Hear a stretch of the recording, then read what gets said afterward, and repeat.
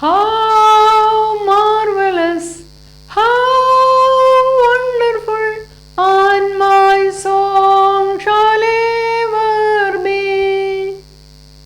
How marvelous, oh how wonderful is my Saviour's love for me.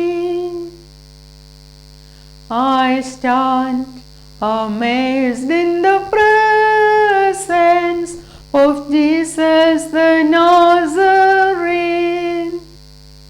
and wonder how he could love me, a sinner condemned unclean. How marvelous, how wonderful, and my song shall ever be. How marvelous, oh how wonderful is my Saviour's love for me.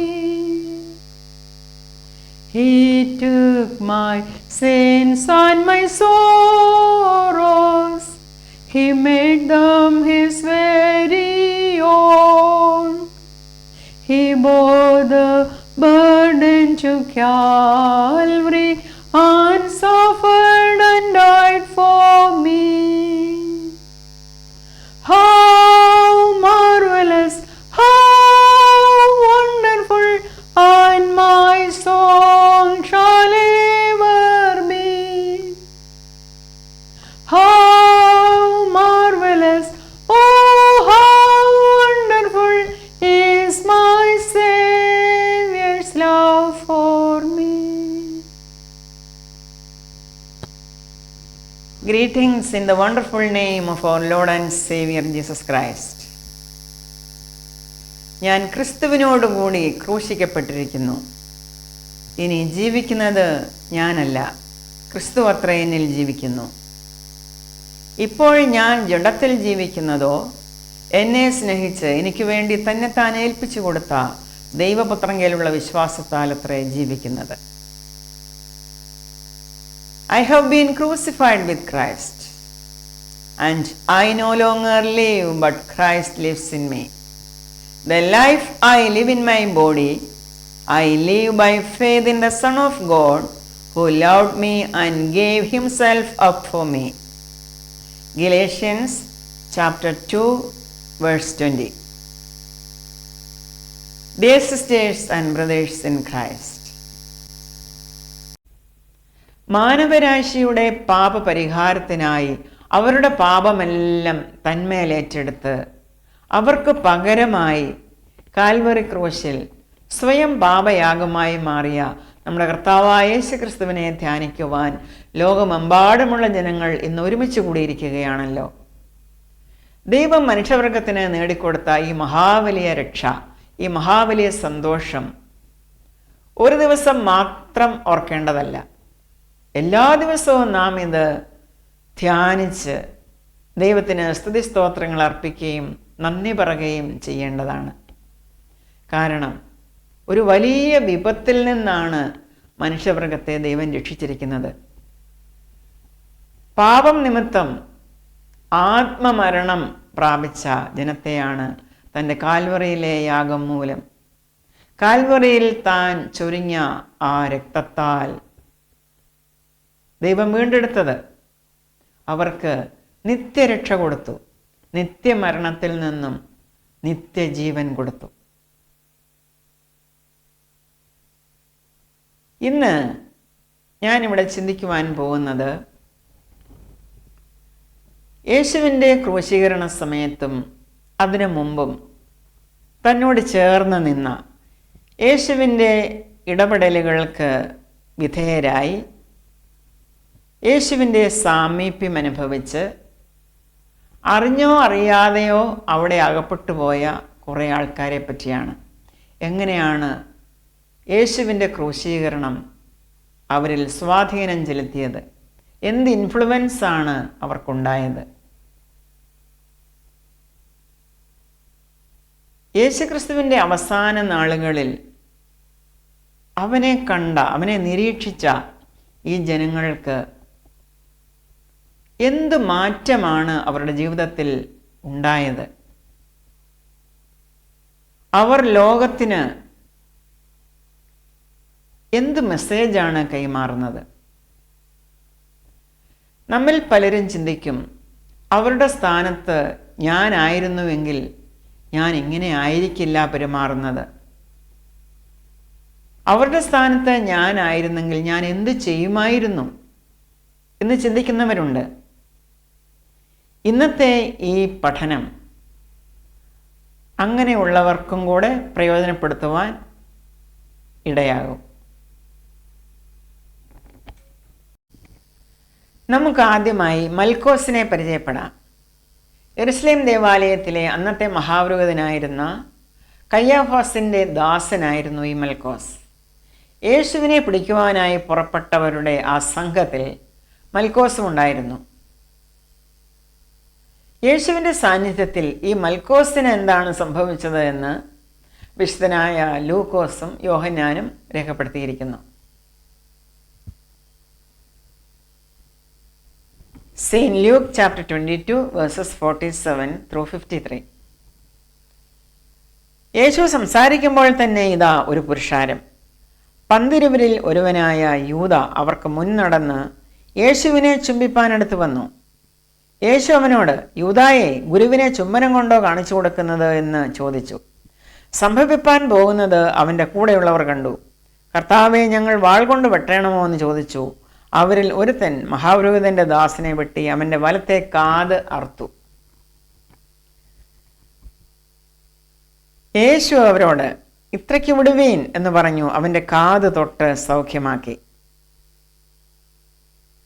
യേശു തൻ്റെ നേരെ വന്ന മഹാപുരോഹിതന്മാരോടും ദേവാലയത്തിലെ പടനായകന്മാരോടും മൂപ്പന്മാരോടും, ഒരു കള്ളൻ്റെ നേരെ എന്ന പോലെ നിങ്ങൾ വാളും വടിയുമായി പുറപ്പെടുന്നുവോ? ഞാൻ ദിവസേന ദേവാലയത്തിൽ നിങ്ങളോടുകൂടെ ഇരുന്നിട്ടും നിങ്ങൾ എൻ്റെ നേരെ കയ്യോങ്ങിയില്ല. എന്നാൽ ഇത് നിങ്ങളുടെ നാഴികയും ഇരുളിൻ്റെ അധികാരവുമാകുന്നു എന്ന് പറഞ്ഞു. ഇനി നമുക്ക് saint John chapter 18 versus 1 through 11 വായിക്കാം. ഇത് പറഞ്ഞിട്ട് യേശു ശിഷ്യന്മാരുമായി കിദ്രോൻ തോടിന് അക്കരയ്ക്ക് പോയി. അവിടെ ഒരു തോട്ടം ഉണ്ടായിരുന്നു. അതിൽ യേശുവും ശിഷ്യന്മാരും കടന്നു. അവിടെ യേശു പലപ്പോഴും ശിഷ്യന്മാരോടുകൂടെ പോയിരുന്നത് കൊണ്ട് അവനെ കാണിച്ചു കൊടുത്ത യൂദായും ആ സ്ഥലം അറിഞ്ഞിരുന്നു.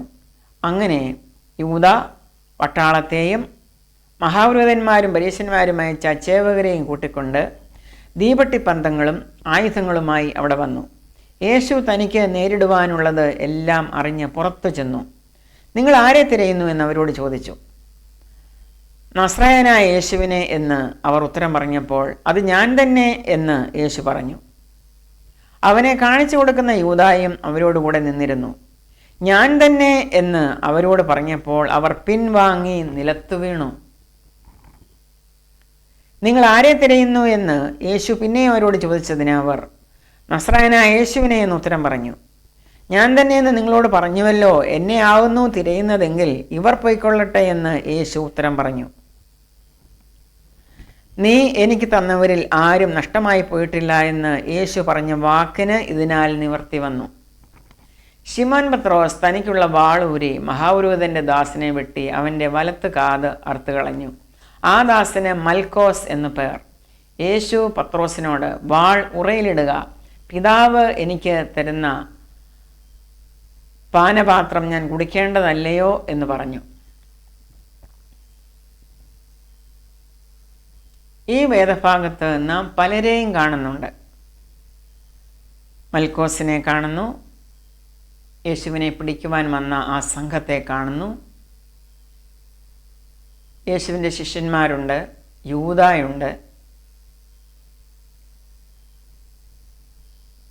ഈ സംഭവം നടന്നപ്പോൾ എന്താണ് ഇവർക്കൊക്കെ സംഭവിച്ചത്? ഇവരുടെ മനസ്സിൽ കൂടെ എന്താണ് കടന്നുപോയത്? യേശുവിൻ്റെ സാന്നിധ്യത്തിൽ ഇവർക്ക് എന്തെങ്കിലും മാറ്റം സംഭവിച്ചുവോ? മൽക്കോസിന് സംഭവിച്ചത് നാം കണ്ടു. പത്രോസ് വാളൂരി മൽക്കോസിനെ വെട്ടിയപ്പോൾ കാതാണ് അറുത്തുപോയത്. അവർക്ക് വെട്ടുവാനോ ഒന്നും പരിചയമില്ല. യേശു പറഞ്ഞു, ഡു നോട്ട് റെസിസ്റ്റ് എനിമോർ. പെട്ടെന്ന് മൽക്കോസിൻ്റെ കാത് സൗഖ്യമാക്കി. മൽക്കോസിന് ഇത് എത്രമാത്രം ചേഞ്ച് അവൻ്റെ മനസ്സിലുണ്ടാക്കി കാണണം. പലരും പറഞ്ഞു ഈ യേശു ഒരു കുറ്റക്കാരനാണ്, അല്ലെങ്കിൽ കലഹമുണ്ടാക്കുന്നവനാണ് എന്നൊക്കെ. പക്ഷേ ഈ മൽക്കോസിന് അത് വിശ്വസിക്കുവാൻ പ്രയാസം. കാരണം ഇവൻ സാക്ഷാൽ ദൈവമാണെന്ന് മൽക്കോസിന് മനസ്സിലായി. പത്രോസ് അവൻ്റെ കാതറുത്തു. അവിടെയെല്ലാം രക്തം വീണ് കാണും. അവൻ്റെ ഡ്രസ്സേലും എല്ലാം അവന് നല്ലതുപോലെ വേദനയെടുത്ത് കാണും. പെട്ടെന്ന് ഇതാ യേശു കൈനീട്ടി അവനെ സൗഖ്യമാക്കുന്നു. അപ്പോൾ മൽക്കോസ് ഓർത്ത് കാണും, ഞാൻ ഇവരുടെ കൂടെ വരേണ്ടിയില്ലായിരുന്നു.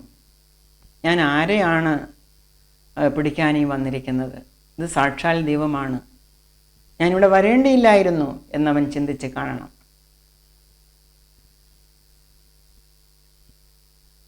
യൂദ എന്താണ് ചെയ്തത്? യേശുവും ശിഷ്യന്മാരും പ്രാർത്ഥിക്കുവാനായി സാധാരണ ആ ഗത്സമേൻ തോട്ടത്തിൽ വരിക പതിവായിരുന്നു. ഇത് ഈ യൂദ അറിഞ്ഞിരുന്നു. യൂദ ചെന്ന് യേശുവിൻ്റെ ശത്രുക്കളായ മഹാപുരോഹിതന്മാരോടും പരീശന്മാരോടും മൂപ്പന്മാരോടും ടെമ്പിൾ പോലീസിനോടും എല്ലാം പറഞ്ഞു, യേശു ഗത്സമേൻ തോട്ടത്തിൽ കാണും, ഇപ്പോൾ വന്നാൽ അവനെ പിടിക്കാമെന്ന്. ഇന്നത്തെ പോലെ അന്ന് ലൈറ്റൊന്നുമില്ലായിരുന്നു, ഇരുട്ടാണ്. അവർ ദീപട്ടിപ്പന്തങ്ങളും എല്ലാമായിട്ടാണ് വരുന്നത്. അപ്പോൾ ശിഷ്യന്മാരുടെ കൂടെ നിൽക്കുമ്പോൾ യേശു ആരാണെന്ന് വ്യക്തമായി ഇവർക്ക് അറിയില്ലായിരുന്നിരിക്കാം. അതുകൊണ്ടാണ് യൂദായെ കൂട്ടുപിടിക്കുന്നത്. യൂദ വന്ന് ചുംബനം കൊണ്ട് തൻ്റെ ഗുരുവിനെ കാണിച്ചു കൊടുത്തു. അപ്പോൾ യേശു യൂദായോട് ചോദിക്കുന്നു, ഗുരുവിനെ ചുംബനം കൊണ്ടോ കാണിച്ചു കൊടുക്കുന്നത്?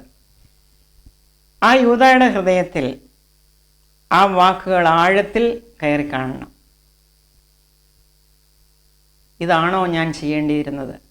ഇത്രയും നാൾ തൻ്റെ ഗുരുവായ ഈ യേശുവിൻ്റെ കൂടെ നടന്നു. യേശുവിൻ്റെ അത്ഭുതങ്ങളും എല്ലാം കണ്ടു, വീര്യപ്രവൃത്തികൾ കണ്ടു. അവൻ അപ്പം വർദ്ധിപ്പിച്ചു കൊടുത്തത് കണ്ടു, അത് ഭക്ഷിച്ചു. അതുപോലെ പണസഞ്ചി സൂക്ഷിച്ചിരുന്നത് ഈ യൂദയാണ്. യൂദായെ വിശ്വസിച്ച് യേശു ഏൽപ്പിച്ചിരുന്നു. കാര്യങ്ങളൊക്കെ നടത്തിയിരുന്നത് ഈ യൂദയായിരുന്നിരിക്കണം. അപ്പോൾ യേശുവിനെ ചുംബനം കൊണ്ട് കാണിച്ചു കൊടുത്തപ്പോൾ പെട്ടെന്ന് യേശു മുഖത്ത് നോക്കി പറയുകയാണ്, യൂദയെ, ഗുരുവിനെ ചുംബനം കൊണ്ടോ കാണിച്ചു കൊടുക്കുന്നത്? പരിവർത്തനം വരുത്തുവാൻ, മനസ്സിന് പരിവർത്തനം വരുത്തുവാൻ യൂദായ്ക്ക് താല്പര്യമുണ്ടായിരുന്നുവെങ്കിൽ ആ ഒരൊറ്റ വാക്ക് മതിയായിരുന്നു, യൂദ അവിടെ നിന്ന് സ്ഥലം വിട്ടേനേമായിരുന്നു. പക്ഷേ യൂദ അത് ചെയ്തില്ല. യൂദ യേശുവിനെ കാണിച്ചു കൊടുത്തു. അവർ യേശുവിനെ പിടിച്ചു. ഇവിടെ മറ്റൊരു സംഭവം നാം കാണുന്നത്, ഇവർ വാളും വടിയും ഒക്കെ ആയിട്ട് വരുന്ന കണ്ടുകൊണ്ട് യേശു ചോദിച്ചു, നിങ്ങൾ ആരെയാണ് തിരയുന്നത്? അപ്പോൾ അവർ പറഞ്ഞു, ഞങ്ങൾ തിരയുന്നത് നസ്രായനായ യേശുവിനെയാണ്. അത് ഞാൻ തന്നെയാണ് എന്ന് യേശു പറഞ്ഞു. ഞാൻ തന്നെ എന്ന് പറഞ്ഞപ്പോൾ തന്നെ അവർ മറിഞ്ഞു വീണു. എല്ലാവരും പിൻവാങ്ങി നിലത്ത് വീണു എന്നാണ് വിശുദ്ധ ബൈബിൾ പറയുന്നത്. ഞാനാകുന്നവനാണ് അവരുടെ മുമ്പിൽ നിൽക്കുന്നത്. ദൈവത്തിൻ്റെ പേരാണ് ഞാനാകുന്നവൻ. ഐ ആം ദാറ്റ് ഐ ആം.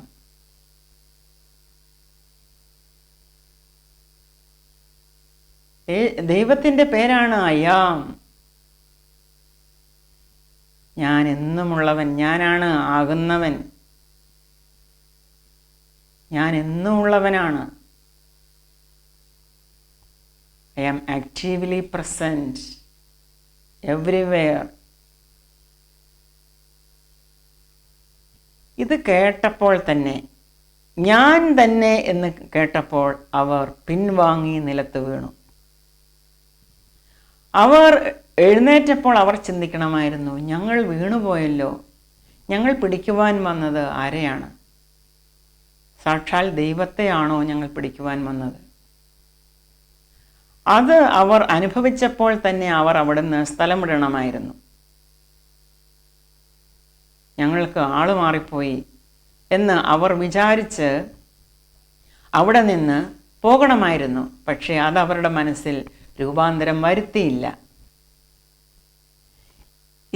യേശുവിനെ പിടിക്കാൻ വന്ന ഇത്രയും ആൾക്കാർ ഒരുമിച്ച് അവിടെ പിൻവാങ്ങി നിലത്ത് വീണപ്പോൾ അവർ മനസ്സിലാക്കേണ്ടത് മനസ്സിലാക്കിയില്ല. അവരുടെ ഹൃദയത്തിന് രൂപാന്തരം വരുത്തുവാൻ അവർ തുനിഞ്ഞില്ല. ഈ ഭൂമിയിലുള്ള ഏതെങ്കിലും ഒരു ലീഡർ ശത്രുക്കൾ പിടിക്കുവാൻ വരുമ്പോൾ ഞാനാണ് നിങ്ങൾ പിടിക്കാൻ വന്ന ആളെന്ന് പറഞ്ഞ് ധൈര്യമായിട്ട് മുമ്പോട്ട് ചെല്ലുമോ? അവർ ആദ്യം ഇവിടെയുള്ളവരെ പറഞ്ഞു വിടും. നിങ്ങൾ പോയി നോക്കുക അവിടെ ആരാണ് വന്നിരിക്കുന്നത്, ഞാനിവിടെ ഇല്ലെന്ന് പറഞ്ഞേക്ക്. ഒടുവിൽ തിരക്കി വരുമ്പോൾ ഈ ലീഡറെന്ന് പറയുന്ന ആൾ അവിടുന്ന് മുങ്ങും. അതാണ് സാധാരണ നാം കാണാറ്. പക്ഷേ ഇവിടെ ഈ ലീഡർ തൻ്റെ ശിഷ്യന്മാരെ പ്രൊട്ടക്റ്റ് ചെയ്യുന്നതായിട്ടാണ് നാം കാണുന്നത്. തൻ്റെ കൂടെയുള്ളവരെ യേശു സംരക്ഷിക്കുന്നു. യഥാർത്ഥ ലീഡറാണ് നമ്മുടെ കർത്താവായ യേശു ക്രിസ്തു. നിങ്ങൾ ആരെ തിരയുന്നു എന്ന് ചോദിച്ച് നസ്രായനായ യേശു എന്ന് പറഞ്ഞപ്പോൾ അത് ഞാനാകുന്നു, എന്നെ ആകുന്നു നിങ്ങൾ തിരയുന്നത് എങ്കിൽ ഇവർ പോയിക്കൊള്ളട്ടെ. അവരെ സുരക്ഷിതമായി പറഞ്ഞുവിടുകയാണ്. പ്രിയ സഹോദരങ്ങളെ, ഈ ശിഷ്യന്മാർക്ക് കൂറുണ്ടായിരുന്നു എങ്കിൽ ടെമ്പിൾ പോലീസും മറ്റ് ചേവകന്മാരും യേശുവിനെ അറസ്റ്റ് ചെയ്യുമ്പോൾ അവർ അവിടെ നിൽക്കണമായിരുന്നു. തൻ്റെ ഗുരുവിനോടൊപ്പം അവിടെ നിന്ന് ആ അറസ്റ്റ് തടയണമായിരുന്നു. അവർക്ക് ചെയ്യാൻ കഴിയുന്നത് അവർക്ക് ചെയ്യാമായിരുന്നു. പക്ഷേ അവർ അത് ചെയ്തില്ല. അവർ ആ ഇരുട്ടത്ത് മറഞ്ഞു. യേശുവിനെ അറസ്റ്റ് ചെയ്തു എന്ന് കണ്ടപ്പോൾ അവർ മുങ്ങി. ഇങ്ങനെ പല ഗ്രൂപ്പായിട്ടുള്ള ആൾക്കാരെയാണ് നാം കണ്ടത്. യേശുവിൻ്റെ സാന്നിധ്യത്തിൽ ഇവരുടെ ഹൃദയത്തിൽ എന്താണ് ഇവർക്ക് തോന്നിയത്? മാറ്റം വരുത്തേണ്ടതായിട്ടുള്ള അവരുടെ ഹൃദയത്തിൻ്റെ ആ ആറ്റിറ്റ്യൂഡ് അവർ ചേഞ്ച് ചെയ്തില്ല.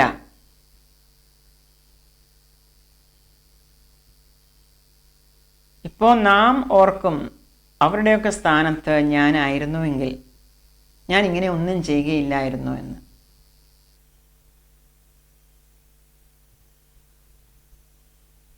ഞാൻ യൂദായുടെ സ്ഥാനത്തായിരുന്നെങ്കിൽ ഞാൻ യേശുവിനെ അറസ്റ്റ് ചെയ്യാൻ വന്ന ആ ടെമ്പിൾ പോലീസിൻ്റെയും ആ മഹാപുരോഹിതന്മാരുടെ ചേവകന്മാരുടെയും ഒക്കെ സ്ഥാനത്തായിരുന്നെങ്കിൽ ഞാൻ എന്ത് ചെയ്യുമായിരുന്നു? യേശുവിൻ്റെ ശിഷ്യന്മാരുടെ സ്ഥാനത്തായിരുന്നെങ്കിൽ ഞാൻ എന്ത് ചെയ്യുമായിരുന്നു?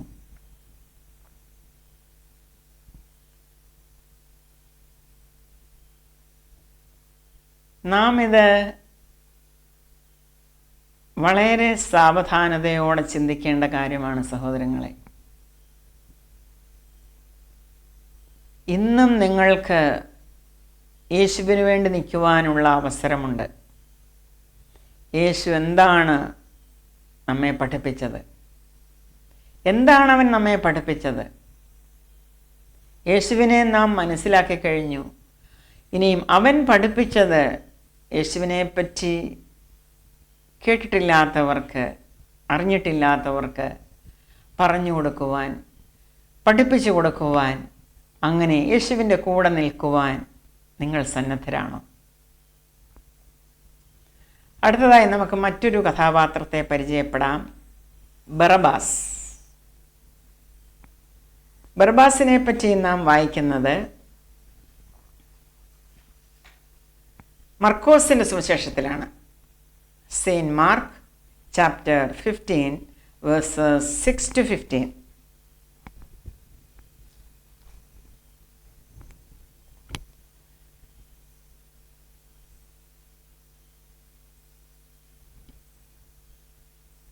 പീലാത്തോസ് ഉത്സവം തോറും അവർ ചോദിക്കുന്ന ഒരു തടവുകാരനെ അവർക്ക് വിട്ടുകൊടുക്കുക പതിവായിരുന്നു.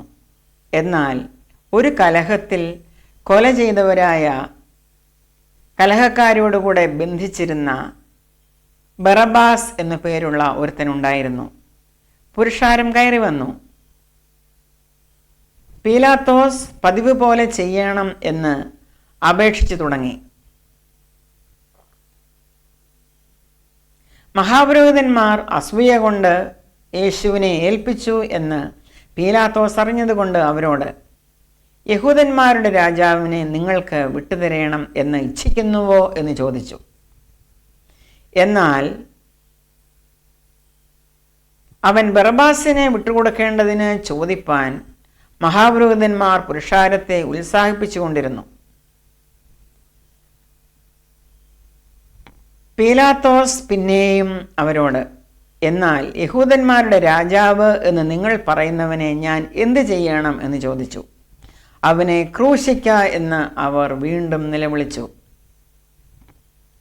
പീലാത്തോസ് അവരോട്, അവൻ എന്ത് ദോഷം ചെയ്തു എന്ന് ചോദിച്ചാറേ, അവനെ ക്രൂശിക്ക എന്ന് അവർ അധികമായി നിലവിളിച്ചു.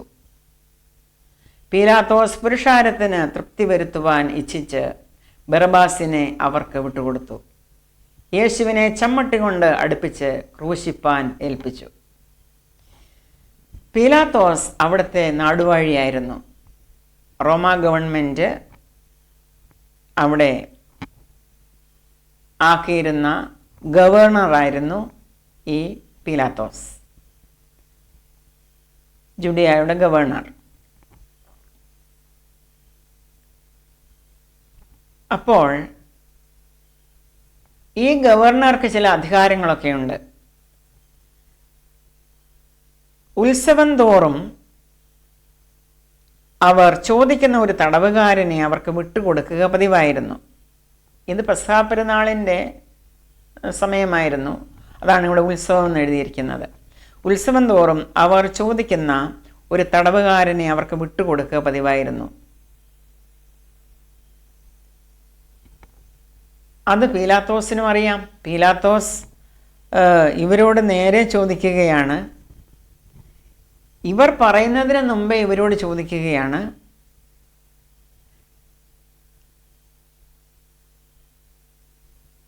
യഹൂദന്മാരുടെ രാജാവിനെ നിങ്ങൾക്ക് വിട്ടുതരണം എന്ന് ഇച്ഛിക്കുന്നുവോ എന്ന് അങ്ങോട്ട് ചോദിക്കുകയാണ്.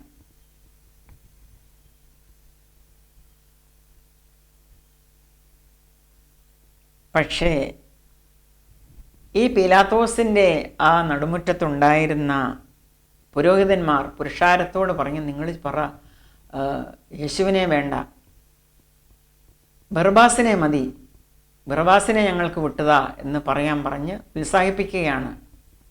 ചേവകരെ ഈ മഹാപുരോഹിതന്മാർ ഉത്സാഹിപ്പിക്കുകയാണ്, നിങ്ങൾ പറ, ബർബാസിനെ വിട്ടുതരാൻ. അങ്ങനെ അവർ പറഞ്ഞു, ഞങ്ങൾക്ക് ബർബാസിനെ മതി, യേശുവിനെ വേണ്ട. ഈ പീലാത്തോസിന് ചില കാര്യങ്ങൾ യേശുവിനെ പറ്റി കേട്ടിരുന്നത് അത് നടപ്പാക്കുവാൻ, അല്ലെങ്കിൽ യേശു നിരപരാധിയാണെന്ന് ഒറ്റ നോട്ടത്തിൽ തന്നെ പീലാത്തോസിന് മനസ്സിലായിരുന്നു. അതുകൊണ്ടാണ് ഉത്സവത്തിൽ പതിവായി വിട്ടുകൊടുക്കുന്ന ആളിൻ്റെ സ്ഥാനത്ത് ഈ യേശുവിനെ വിട്ടുതരട്ടെ എന്ന് അവരോട് നേരെ അങ്ങ് ചോദിച്ചത്. യേശുവിനെ കുരിശിൽ തറയ്ക്കാതെ വിട്ടുകൊടുക്കണം എന്ന് പീലാത്തോസിന് ആഗ്രഹമുണ്ടായിരുന്നു. ഇവിടെ പ്രത്യേകം പറയുന്നുണ്ട്, വേഴ്സ് 9, മഹാപുരോഹിതന്മാർ അസൂയ കൊണ്ടാണ് യേശുവിനെ ഏൽപ്പിച്ചത് എന്ന് പീലാത്തോസ് അറിഞ്ഞതുകൊണ്ട് അവരോട്. മഹാപുരോഹിതന്മാർക്ക് ഈ യേശുവിനോട് അസൂയയാണെന്ന് നാടുവാഴിയായ പീലാത്തോസ് അറിഞ്ഞിരുന്നു. അവരെ പോലെ അല്ല ഈ യേശു രോഗികളെ സൗഖ്യമാക്കുകയും അതുപോലെ ഭൂതഗ്രസ്തരെ വിടുവിക്കുകയും പല അത്ഭുതങ്ങളും അടയാളങ്ങളും എല്ലാം ചെയ്യുകയും ദൈവരാജ്യത്തെപ്പറ്റി പഠിപ്പിക്കുകയൊക്കെ ചെയ്തിരുന്ന ഒരു യഹൂദ റബിയായിരുന്നു ഈ യേശു. അവൻ നല്ലവനാണ് എന്ന് പീലാത്തോസ് മനസ്സിലാക്കിയിരുന്നു. ഹൃദയം കൊണ്ട് പീലാത്തോസ് യേശുവിനെ സ്നേഹിച്ചിരുന്നു. പീലാത്തോസിന് ഒട്ടും ഇഷ്ടമില്ലായിരുന്നു യേശുവിനെ കുരിശിൽ തറയ്ക്കുവാൻ വിട്ടുകൊടുക്കാനായിട്ട്. അതുകൊണ്ടാണ് അവൻ പറഞ്ഞത്, നസ്രായനായ യേശുവിനെ നിങ്ങൾക്ക് വിട്ടുതരട്ടെ എന്ന്. പക്ഷേ അവർ സമ്മതിച്ചില്ല. അവർ പറഞ്ഞു, ഞങ്ങൾക്ക് ബറബ്ബാസിനെ മതി. പിന്നെ ഈ പീലാത്തോസ് അവരോട് ചോദിക്കുകയാണ്, എന്നാൽ യഹൂദന്മാരുടെ രാജാവ് എന്ന് നിങ്ങൾ പറയുന്നവനെ ഞാൻ എന്ത് ചെയ്യണം? അവനെ ക്രൂശിക്ക എന്നവർ വീണ്ടും നിലവിളിച്ചു പറഞ്ഞു. പീലാത്തോസ് അവരോട്, ഇവനെ ക്രൂശിക്കുവാൻ ഇവൻ എന്ത് ദോഷം ചെയ്തു? കുരിശിൽ തറയ്ക്കുവാൻ തക്ക ഒരു ദോഷവും ഈ യേശു ചെയ്തിട്ടില്ല. നാടുവാഴിയായ പീലാത്തോസിന് അത് നല്ലവണ്ണം അറിയാമായിരുന്നു. ഈ വലിയ ഒരു പണിഷ്മെൻറ്റ് അല്ലെങ്കിൽ ക്രൂശീകരണം എന്ന ഒരു ശിക്ഷാവിധിക്ക് ഈ യേശു അർഹനല്ല. അവൻ ഒരു ദോഷവും ചെയ്തിട്ടില്ല. അത് നാടുവാഴിയായ പീലാത്തോസിന് ശരിക്കും അറിയാം. തന്നെയുമല്ല, മഹാപുരോഹിതന്മാർ യേശുവിനോടുള്ള അസൂയ നിമിത്തമാണ് യേശുവിനെ കൊണ്ടുവന്നിരിക്കുന്നത്, അവനെ ക്രൂശിൽ തറയ്ക്കുവാൻ കൊണ്ടുവന്നിരിക്കുന്നത് എന്ന് പീലാത്തോസിനറിയാം.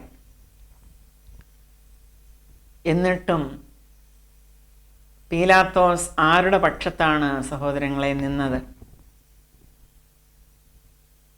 വ്യക്തമായി ഈ ദൈവപുത്രനായ യേശുവിനെ പറ്റി ഈ പീലാത്തോസിന് ശരിക്കും അറിയാമായിട്ടും പുരുഷാരത്തെ ഭയപ്പെട്ട് പുരുഷാരത്തിന് തൃപ്തി വരുത്തുവാൻ ഇച്ഛിച്ചിട്ട് ബറബ്ബാസിനെ അവർക്ക് വിട്ടുകൊടുത്തു. ഈ ബറബ്ബാസ് എന്ന് പറയുന്നത് അവൻ ഒരു പ്രിസണറാ, അവൻ ജയിലിൽ കിടന്നവനാ.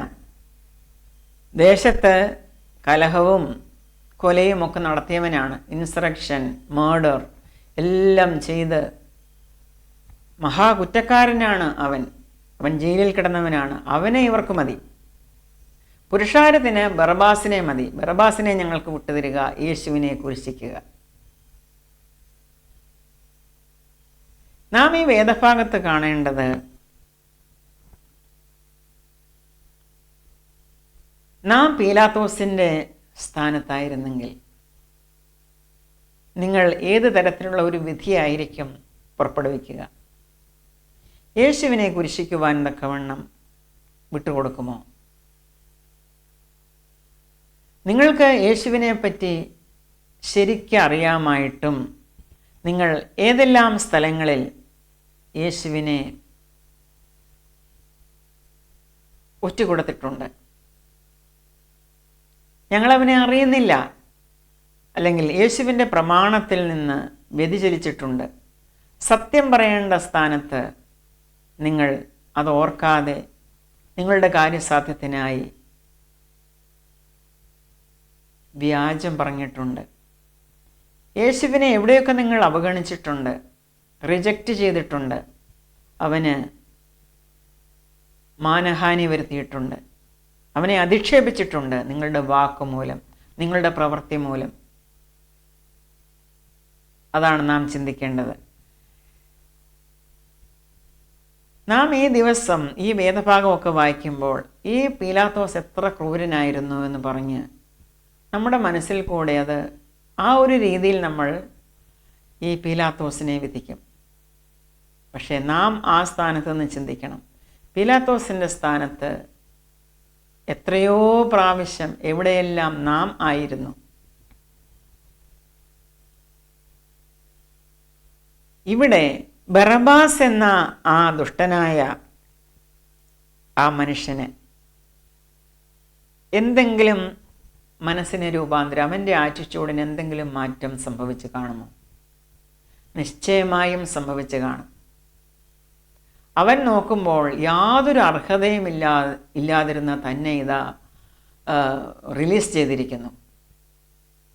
ഇയാൾ ഒട്ടും പ്രതീക്ഷിച്ചതല്ല ഇയാൾക്കൊരു റിലീസ് കിട്ടുമെന്ന്. ഓർക്കാപ്പുറത്ത് വീണ് കിട്ടിയ ഒരു റിലീസാണ്. എനിക്ക് പകരമായി ആരാണ് ജയിലിലാകാൻ പോകുന്നത്, അല്ലെങ്കിൽ ക്രൂശിക്കപ്പെടുവാൻ പോകുന്നത്? ഒരു പാവം പിടിച്ച മനുഷ്യൻ. ബറബാസ് ജയിലിലാണ് കിടന്നതെങ്കിലും ഈ യേശുവിനെ പറ്റിയുള്ള കാര്യങ്ങൾ ജയിലിൽ ഈ ബറബാസും കേട്ട് കാണണം. യേശു ക്രിസ്തു അത്രമാത്രം അവിടെ ആ നാട്ടിൽ ഫേമസ് ആയിരുന്നു. പക്ഷേ യേശു ക്രിസ്തുവിനെ പറ്റി കൊലയും കൊള്ളിവയ്പ്പും അതുപോലെ മറ്റു കാര്യങ്ങളും ഒന്നും ചെയ്യാതെ മഹാപുരോഹിതൻ്റെ വേഷവും അണിഞ്ഞ്, അല്ലെങ്കിൽ പരീശന്മാരെ പോലെ ആ രീതിയിൽ ജയിലിലൊന്നും കിടക്കാതെ വെളിയിലായിരുന്നവർ, അവർ ക്രൂശീകരണത്തിനൊന്നും യോഗ്യരല്ല. അവരാരും വലിയ കുറ്റമൊന്നും ചെയ്തിട്ടില്ല. പക്ഷേ അവരുടെ മനസ്സ് ഈ ബറബാസിൻ്റെ മനസ്സിനേക്കാൾ ദുഷിച്ചതായിരുന്നു. ബറബാസ് ഒരു വേള ചിന്തിച്ച് കാണും, എനിക്ക് പകരം കുരിശിക്കപ്പെടുവാൻ പോകുന്നത് ഒരു നിഷ്കളങ്കനായ മനുഷ്യനാണല്ലോ എന്ന്. പ്രിയ സഹോദരങ്ങളെ, നാം ബറബാസിൻ്റെ സ്ഥാനത്തായിരുന്നെങ്കിൽ നമ്മുടെ മനസ്സിൽ ഇതുപോലെ ഒരു രൂപാന്തരം ഉണ്ടാകുമോ? യേശുവിനെ പറ്റി കേൾക്കുമ്പോൾ അവൻ സാക്ഷാൽ ദൈവപുത്രനാണ്, അവൻ നിഷ്കളങ്കനായിരുന്നു, അവൻ കളങ്കമില്ലാത്ത കുഞ്ഞാടായിരുന്നു. ആ കളങ്കമില്ലാത്ത കുഞ്ഞാടാണ് സർവ്വലോകത്തിൻ്റെയും പാപം തന്മേൽ ഏറ്റെടുക്കുവാൻ വേണ്ടി സ്വർഗമഹിമ വെടിഞ്ഞ് ഈ ഭൂമിയിലേക്ക് താണിറങ്ങി വന്നത്. ആ ഒരു ചിന്ത എപ്പോഴെങ്കിലും നമ്മുടെ മനസ്സിലുണ്ടായിട്ടുണ്ടോ? ഉണ്ടായിട്ടുണ്ടോ എങ്കിൽ നമ്മുടെ ഇടപെടലുകളിൽ മറ്റുള്ളവരുമായി നാം സംസാരിക്കുമ്പോൾ നാം ഈ യേശുവിനെ ഉയർത്തുമോ? അല്ലെങ്കിൽ യേശുവിൻ്റെ ആ സ്വഭാവം, ആ നന്മ നാം കാണിക്കുമോ? അതോ ദുഷ്ടന്മാരോടും കൊള്ളക്കാരോടും അസൂയക്കാരോടും ഒപ്പം ചേർന്ന് നിന്ന്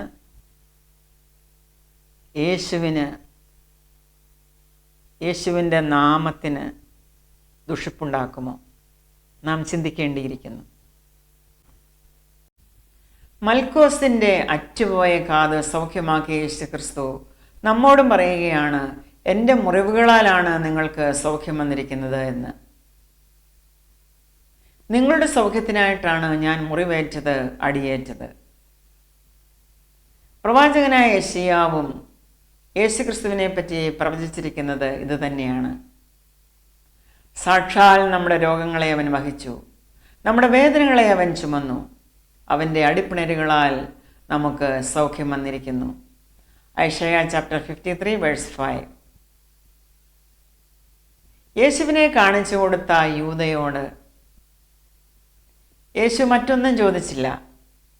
യൂദയെ, ഗുരുവിനെ ചുമ്മനം കൊണ്ടാണോ കാണിച്ചു കൊടുക്കുന്നത് എന്ന് മാത്രമാണ് ചോദിച്ചത്.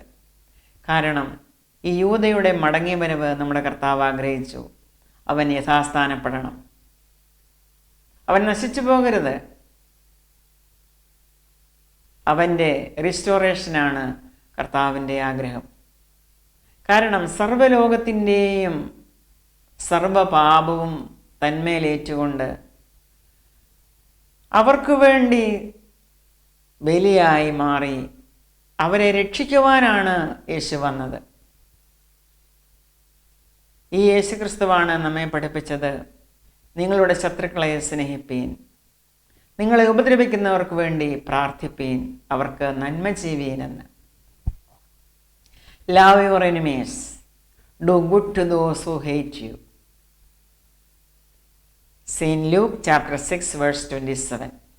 അതുപോലെ ഗലേഷ്യൻസ് ചാപ്റ്റർ 3 വേഴ്സ് 13 പ്രകാരം പറയുന്നു, ക്രിസ്തു നമുക്ക് വേണ്ടി ശാപമായി തീർന്നു, ന്യായപ്രമാണത്തിൻ്റെ ശാപത്തിൽ നിന്ന് നമ്മെ വിലയ്ക്ക് വാങ്ങി.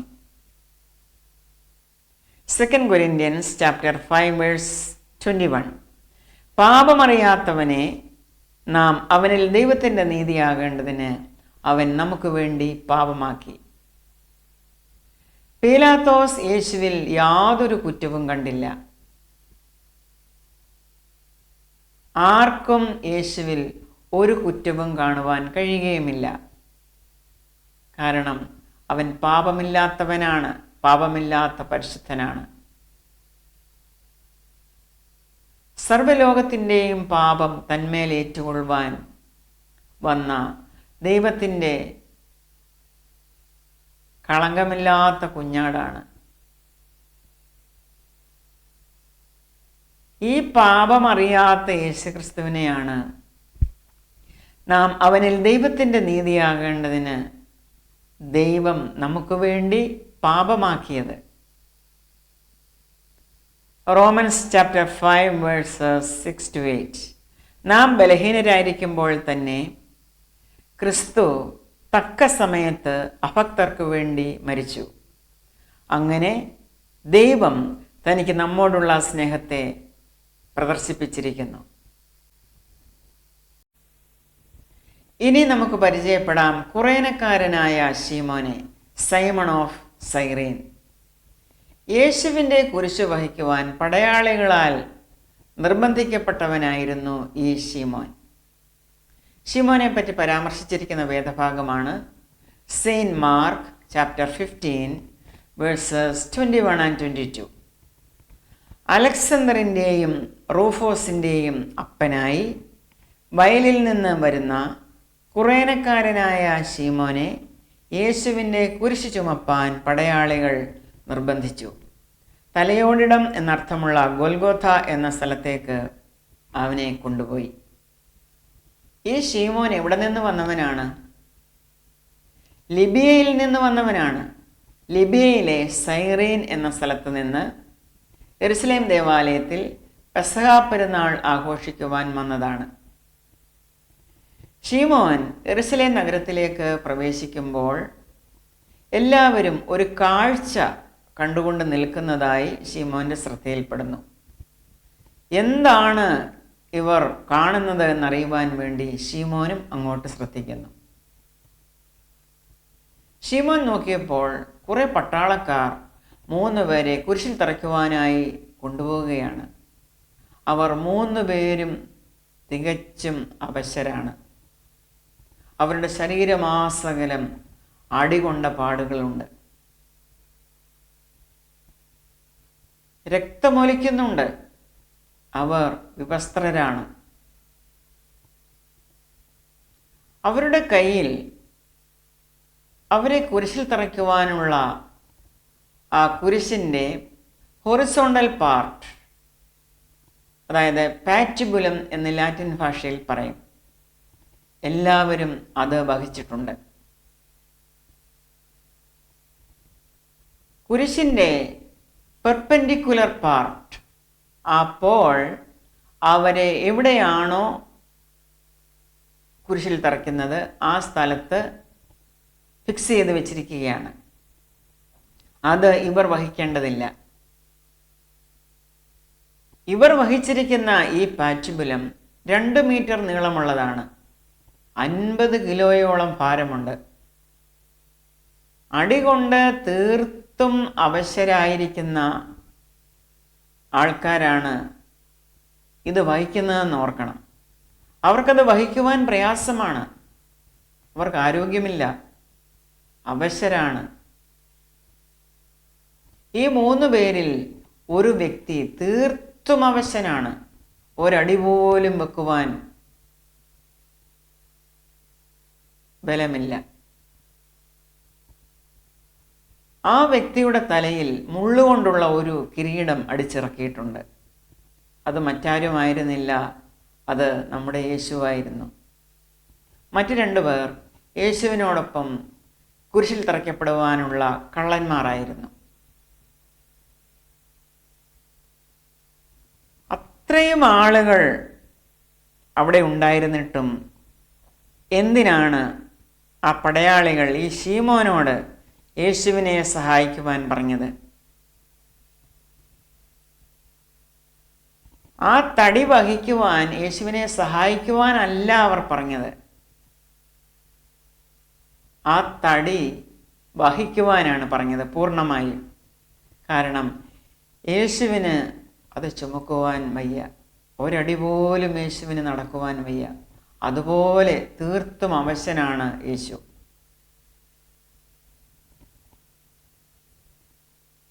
യെരുശലേം ദേവാലയത്തിൽ ദൈവത്തെ കാണുവാൻ വന്നവനായ ഈ ശിമോൻ ദൈവത്തെ കണ്ടു. ദേവാലയത്തിലല്ല, റോഡിൽ. ശിമോൻ നോക്കുമ്പോൾ കുരിശും വഹിച്ചുകൊണ്ട് ഇതാ തൻ്റെ ദൈവം പോകുന്നു. ശിമോന് പക്ഷേ അത് മനസ്സിലായില്ല. താൻ കാണുവാൻ വന്ന ആ ദൈവമാണ് അത് എന്ന് ശിമോൻ അപ്പോൾ മനസ്സിലായില്ല. ശിമോൻ ഓർക്കുകയായിരുന്നു, ഇത്രയും ആളുകൾ ഇവിടെ നിൽക്കുമ്പോൾ എന്തിനാണ് ഏറ്റവും ഒടുവിൽ വന്ന തന്നെ യേശുവിൻ്റെ കുരിശ് വഹിക്കുവാൻ ഈ പടയാളികൾ നിർബന്ധിക്കുന്നത് എന്ന്. പ്രിയ സഹോദരങ്ങളെ, ഈ സംഭവം ശിമോൻ്റെ തലവര മാറ്റി എഴുതി. ആകപ്പാടെ ഒരു വ്യത്യസ്ത മനുഷ്യനായി ശിമോൻ മാറി. ശിമോൻ്റെ മേൽ ഏൽപ്പിക്കപ്പെട്ട ആ പ്രയാസമുള്ള അവൻ്റെ ക്രൂശ് ചുമപ്പാൻ ഒരു വിധത്തിൽ പറഞ്ഞാൽ ശിമോന് ഭാഗ്യമാണുണ്ടായത്. ഭൂമിയിൽ ഒരൊറ്റ വ്യക്തിക്ക് പോലും ലഭിക്കുവാൻ കഴിയാതിരുന്ന ആ വലിയ ഭാഗ്യം, അതാണ് ശിമോന് ലഭ്യമായത്. അതിപ്പോഴാണ് നാം മനസ്സിലാക്കുന്നത് അത് വലിയ ഭാഗ്യമായിരുന്നു എന്നത്. ശിമോനെ അതിനായി ദൈവം കണ്ടു.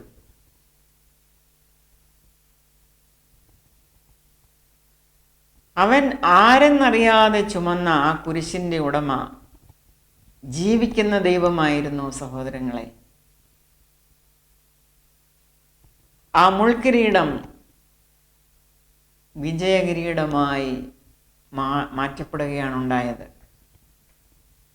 ആ ശിമോന്റെ 2 ആൺമക്കളുണ്ടായിരുന്നവർ രണ്ടുപേരും ലോക പ്രശസ്തരായി. അവരുടെ പേരാണ് വിശുദ്ധ ബൈബിളിൽ കാണുന്നത്. അലക്സാണ്ടറിൻ്റെയും റൂഫോസിൻ്റെയും അപ്പനായി വയലിൽ നിന്ന് വരുന്ന ശിമോൻ എന്നാണ് ഇവിടെ പറഞ്ഞിരിക്കുന്നത്. ആദ്യം മക്കളുടെ പേരാണ് ബൈബിളിൽ എഴുതിയിരിക്കുന്നത്. യേശുവിൻ്റെ ക്രൂശ് ചുമക്കുവാൻ വിധിക്കപ്പെട്ട ആ ശിമോൻ്റെ 2 ആൺമക്കളും ലോക പ്രശസ്തരായി. അവരുടെ പിതാവിൽ നിന്ന് അവർ കേട്ടത് യേശുവിൻ്റെ കാര്യമായിരുന്നു. അവർ പിതാവിൽ നിന്ന് മനസ്സിലാക്കി കുരിശ് വഹിക്കുക എന്നത് അത്ര എളുപ്പമുള്ള പണിയല്ല. Following Jesus is not always convenient. Alexander and Rufus അവർ യേശുവിൻ്റെ നല്ല അനുയായികളായി മാറി. അവർ മനസ്സിലാക്കി, ഒരുവൻ എൻ്റെ പിന്നാലെ വരുവാനിച്ഛിച്ചാൽ തന്നെത്താൻ ത്യജിച്ച് തൻ്റെ ക്രൂശെടുത്ത് എന്നെ അനുഗമിക്കട്ടെ എന്ന് സെയിൻറ്റ് മാത്യു ചാപ്റ്റർ 16 വേഴ്സ് 24 യേശു പറയുന്ന ആ കാര്യം അവരത് മനസ്സിലാക്കി. ഒരുവൻ എൻ്റെ പിന്നാലെ വരുവാൻ ഇച്ഛിച്ചാൽ അവൻ തന്നെത്താൻ ത്യജിച്ച് തൻ്റെ ക്രൂശെടുത്ത് എന്നെ അനുഗമിക്കട്ടെ എന്ന്.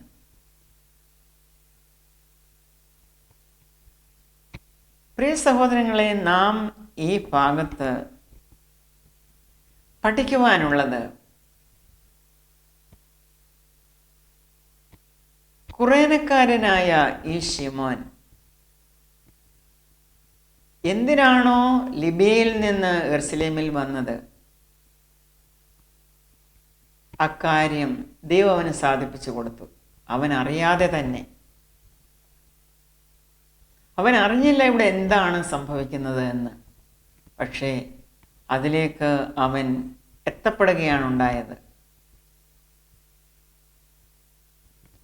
എത്രമാത്രം ഭാഗ്യമായിരുന്നു ഈ ശിമോൻ ഉണ്ടായിരുന്നത് എന്ന് നാം ഇപ്പോൾ ഓർക്കുകയാണ്. ഈ ഭൂലോകത്തിൽ ആർക്കും ലഭിക്കാതിരുന്ന വലിയ പദവി, യേശുവിൻ്റെ കുരിശ് യേശുവിന് വേണ്ടി വഹിക്കുവാൻ. ആ ഭാഗ്യം ലഭിച്ചവനാണ് കുറേനക്കാരനായ ശീമോൻ. ലിബിയയിൽ കിടന്ന മനുഷ്യൻ ആ തക്ക സമയത്ത് ഇതാ യെരുശലേമിന്റെ വീഥികളിൽ എത്തപ്പെട്ടിരിക്കുന്നു, യേശുവിൻ്റെ കുരിശ് വഹിക്കുവാൻ. നാം ഈ ശീമോന്റെ സ്ഥാനത്തായിരുന്നുവെങ്കിൽ അങ്ങനെ നമുക്കാകുവാൻ പറ്റുമോ? നമുക്ക് പറ്റിയില്ല സഹോദരങ്ങളെ. അത് പറ്റിയത് ശീമോന് മാത്രമാണ്. പക്ഷേ ആ ഒരു വിളി ഇപ്പോഴും കിടക്കുകയാണ് നമുക്ക് വേണ്ടി. എൻ്റെ ക്രൂശ് വഹിക്കുവാൻ ആരുണ്ട്? എന്നെ അനുഗമിക്കുവാൻ ആരുണ്ട്?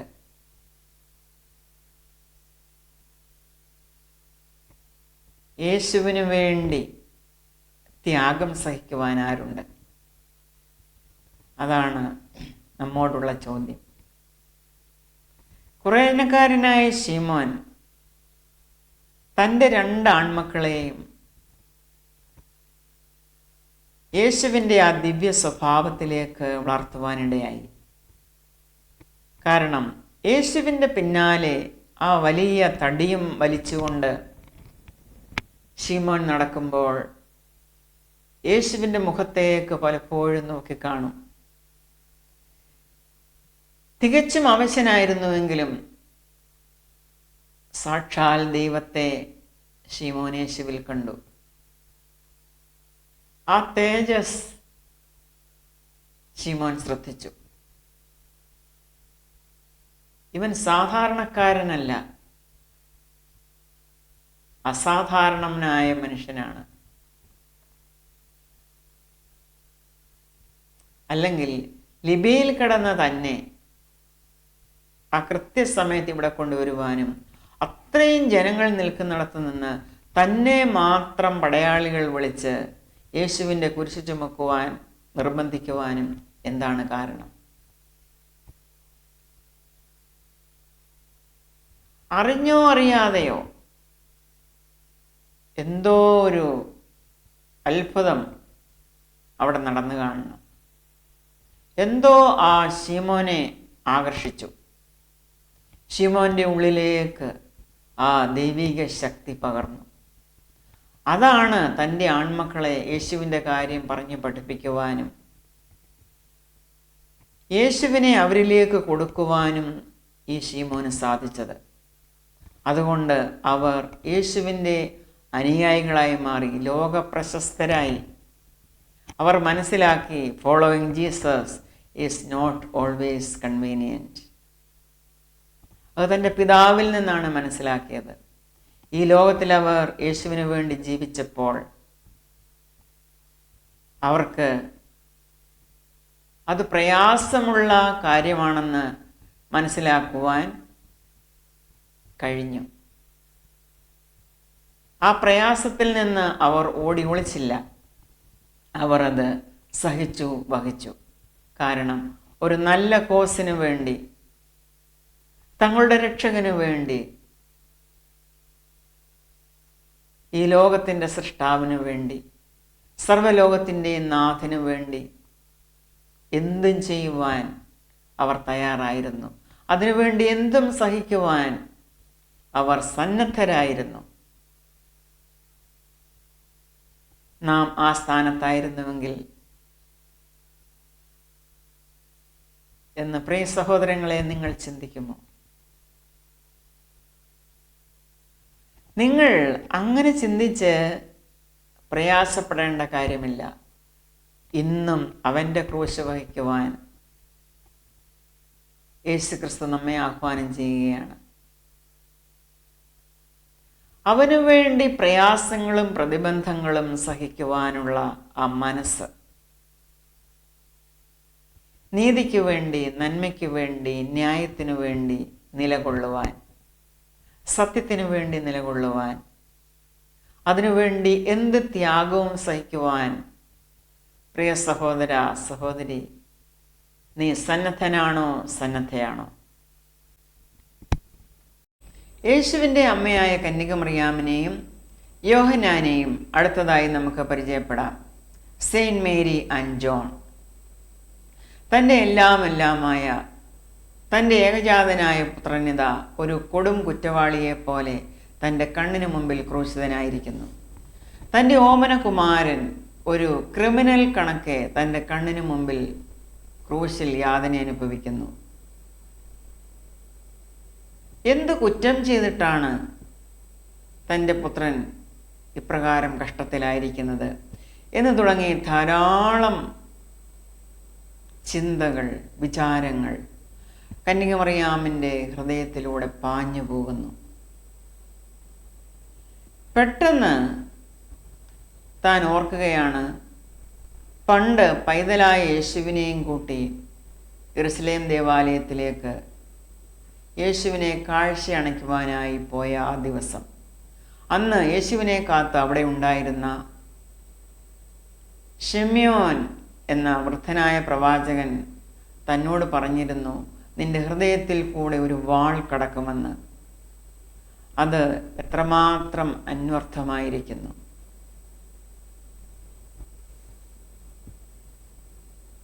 അവളുടെ സമീപത്തിതാ യോഹന്നാൻ നിൽക്കുന്നു. വളരെ വർഷങ്ങൾക്ക് മുമ്പ് സകലവും വിട്ട് യേശുവിനെ അനുഗമിച്ചവൻ, വർഷങ്ങൾ കൊണ്ട് ഒരു നല്ല സഹോദര ബന്ധം യേശുവുമായി സ്ഥാപിച്ചെടുത്തവൻ, ഇപ്പോഴിതാ ആ സഹോദരൻ മരിക്കുന്നു. കുരിശിന് സമീപം നിന്ന കന്യകമറിയാമിനോടും യോഹന്നാനോടും കുരിശിൽ നിന്ന് യേശുവിൻ്റെ ശബ്ദം വരുന്നു. Dear woman, here is your sun. Then again, here is your mother, Jesus said to John. പരസ്പരം സ്നേഹിക്കുവാനും കരുതുവാനും അത് കൊടുക്കുന്ന ഈ സ്വാന്തനം ഇന്നും തന്നിൽ വിശ്വസിക്കുന്നവർക്കായി യേശു തമ്പുരാൻ കൊടുത്തുകൊണ്ടേയിരിക്കുന്നു. 1 John 4:19 We love because he first loved us. പ്രിയ സഹോദരങ്ങളെ, ഈ കന്യകമറിയാമിൻ്റെയും യോഹന്നാൻ്റെയും സ്ഥാനത്ത് നാം ആയിരുന്നുവെങ്കിൽ നാം നമ്മുടെ ഹൃദയത്തിന് എത്രമാത്രം മാറ്റം വരുത്തുമായിരുന്നു. തൻ്റെ ഓമനകുമാരനെ ചൊല്ലി വ്യാകുലപ്പെട്ട കന്യകമറിയാമിനെ പോലെ നമുക്ക് വ്യാകുലപ്പെടേണ്ടതുണ്ടോ?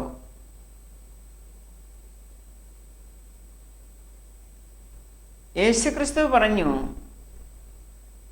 നിങ്ങൾ നിങ്ങളുടെ മക്കളെ ചൊല്ലിക്കരവീൻ. അതായത് യേശുവിനെ ഓർത്ത് ആരും വിലപിക്കണ്ട, കരയേണ്ട എന്ന്.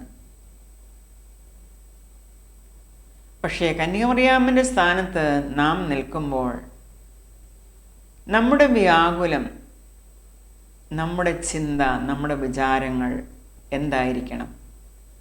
നാം നശിച്ചു പോകുന്ന ആത്മാക്കൾക്ക് വേണ്ടിയാണ് കരയേണ്ടത്, വിലപിക്കേണ്ടത്. കാരണം ഇത്ര വലിയ രക്ഷ ഈ ഭൂമിയിൽ മനുഷ്യവർഗത്തിന് കൊടുക്കുവാൻ വേണ്ടി യേശു വന്നെങ്കിൽ ഈ രക്ഷയെപ്പറ്റി അറിഞ്ഞിട്ടില്ലാത്തവർക്ക് നാം അത് പകർന്നു കൊടുക്കുവാൻ എത്രമാത്രം ഉത്സുകരായിരിക്കണം. നശിച്ചു പോകുന്ന ആത്മാക്കൾക്ക് വേണ്ടി നാം എത്രമാത്രം വ്യാകുലപ്പെടണം, നാം എത്രമാത്രം കരയണം, എത്രമാത്രം ചിന്ത, വിചാരങ്ങൾ നമുക്കുണ്ടാകണം. അതാണ്, ആ കരച്ചിലാണ് നമുക്ക് വേണ്ടത്, നശിച്ചു പോകുന്ന ആത്മാക്കൾക്ക് വേണ്ടി. യേശുവിൻ്റെ രക്ഷ എല്ലാവരും അറിയണം. അത് ഏതെങ്കിലും ഒരു വ്യക്തി അറിഞ്ഞിട്ടില്ല എങ്കിൽ അത് ആ വ്യക്തിയുടെ നഷ്ടവും നമ്മുടെ പേരിലുള്ള കടവുമാണ്. നാം ഒരിക്കലും കടക്കാരായി ഇരുന്നുകൂടാ. എന്തിനു വേണ്ടിയാണോ സ്വർഗമഹിമകളെ വിട്ട് യേശുക്രിസ്തു ഈ ഭൂമിയിലേക്ക് വന്നത്, അതിൻ്റെ വില നാം മനസ്സിലാക്കി നാം പ്രവർത്തിക്കണം. അപ്പോഴാണ് നാം മാതാവിൻ്റെ സ്ഥാനത്തും യോഹന്നാൻ്റെ സ്ഥാനത്തും നിൽക്കുന്നത്. ഇന്ന് നമുക്ക് പരിചയപ്പെടാം പർദീസായിൽ പ്രവേശിക്കുവാൻ ഭാഗ്യം ലഭിച്ച ആ ദുഷ്പ്രവർത്തിക്കാരനെ, അഥവാ criminal in paradise. Saint Luke chapter 23 verses 39 to 43 അവിടെ അത് വ്യക്തമായി രേഖപ്പെടുത്തിയിരിക്കുന്നു. തൂക്കിയ ദുഷ്പ്രവർത്തിക്കാരിൽ ഒരുത്തൻ, നീ ക്രിസ്തുവല്ലയോ, നിന്നെ തന്നെ ഞങ്ങളെയും രക്ഷിക്ക എന്ന് പറഞ്ഞ് യേശുവിനെ ദുഷിച്ചു. മറ്റവനോ അവനെ ശാസിച്ചു, സമശിക്ഷാവിധിയിൽ തന്നെ ആയിട്ടും നീ ദൈവത്തെ ഭയപ്പെടുന്നില്ലയോ? നാമോ ന്യായമായിട്ട് ശിക്ഷ അനുഭവിക്കുന്നു. നാം പ്രവർത്തിച്ചതിന് യോഗ്യമായതല്ലോ കിട്ടുന്നത്, ഇവനോ അരുതാത്തത് ഒന്നും ചെയ്തിട്ടില്ല എന്ന് പറഞ്ഞു. പിന്നെ അവൻ, യേശുവേ, നീ രാജ്യത്വം പ്രാപിച്ചു വരുമ്പോൾ എന്നെ ഓർത്തുകൊള്ളണമേ എന്ന് പറഞ്ഞു. യേശു അവനോട്, നീ എന്നോടുകൂടെ പർദീസായിൽ ഇരിക്കും എന്ന് ഇന്ന് ഞാൻ സത്യമായി നിന്നോട് പറയുന്നു എന്ന് പറഞ്ഞു. താൻ ചെയ്ത കുറ്റങ്ങൾക്ക് തക്ക ശിക്ഷ ലഭിക്കപ്പെട്ട് ക്രൂശിതനായ ആ കള്ളൻ ഇപ്പോഴിതാ പർദീസായിൽ. എല്ലാവരാലും വെറുക്കപ്പെട്ട് ഉപേക്ഷിക്കപ്പെട്ടവൻ ഇന്നിതാ തൻ്റെ ഒരു തെറ്റും ഓർക്കാത്തവരുടെ ഇടയിൽ ആയിരിക്കുന്നു. യേശുവിനോടൊപ്പം കുരിശിൽ തൂക്കിയ ഒരു ദുഷ്പ്രവർത്തിക്കാരൻ ക്രിസ്തുവിനെ ദുഷിച്ചപ്പോൾ മറ്റവൻ ശാസിച്ചു. പെട്ടെന്ന് അവന് മനസ്സിലായി, God is real and before long I will be phasing him. താൻ ക്രൂശിൽ തൂക്കപ്പെട്ടത് തൻ്റെ ദുഷ്പ്രവൃത്തി മൂലമാണ്. എന്നാൽ യേശുവാകട്ടെ നിഷ്കളങ്കനാണ്, ഒരു കുറ്റവും ചെയ്യാത്തവൻ. അവൻ പറഞ്ഞു, Jesus, remember me when you come into your kingdom. താൻ കേൾക്കുവാൻ കൊതിച്ചത് അവന് കേൾക്കുവാൻ സാധിച്ചു. നീ എന്നോടൊപ്പം പർദീസായിൽ ഇരിക്കും എന്ന് ഇന്ന് ഞാൻ നിന്നോട് പറയുന്നു എന്ന് യേശുവിനോട് പറഞ്ഞു. അല്പസമയത്തിനുള്ളിൽ യേശു മരിക്കുന്നു. പടയാളികളിൽ ഒരുത്തൻ ഒരു കുന്തത്താൽ ആ ദുഷ്പ്രവർത്തിക്കാരൻ്റെ കാൽ കുത്തി കാലിൻ്റെ അസ്ഥികൾ ഒടിച്ചു.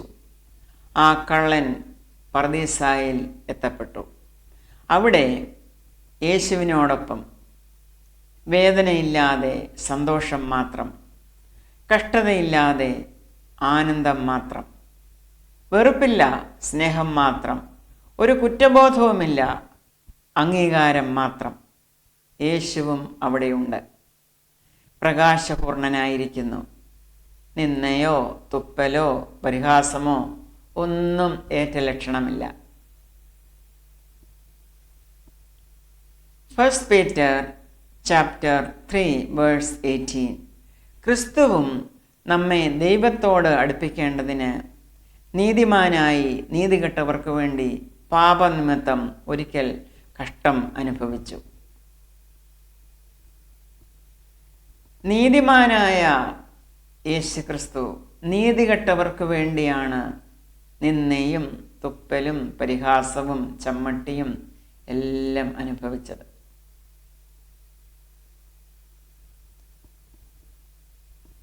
നാം നമ്മെ തന്നെ ആ ദുഷ്പ്രവർത്തിക്കാരൻ്റെ സ്ഥാനത്ത് നിർത്തുമോ? പർദീസയിൽ പ്രവേശിക്കുവാൻ ഭാഗ്യം ലഭിച്ച ആ ദുഷ്പ്രവർത്തിക്കാരൻ്റെ സ്ഥാനത്ത്